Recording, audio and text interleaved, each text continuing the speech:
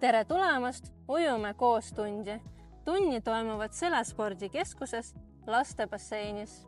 Kui tuled autoga, siis jätta see parklasse ja ära unusta kellad panna. Ole kohal 15 minutit enne tunni algust. Foajees ootab lapsi abitreener. Abitreener saadab lapsi riietusruumi. Abitreener jälgib ja abistab, et laps vahetab riideid, peseb end enne tundi korralikult ilma ujumisriieteta seebiga puhtaks. Käib tualetis. Juuste kuivutamisega abitreener ei tegele. Peale pesemist abitreener saadab lapsi basseini, kus neid ootavad treenerid.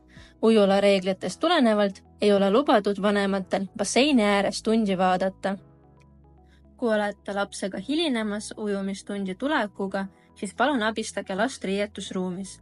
Kui lapsevanem tuleb last abistama, siis vastutab lapsevanem lapse eest. Soovime lastele vahvaid ujumistunde. Kohtumiseni!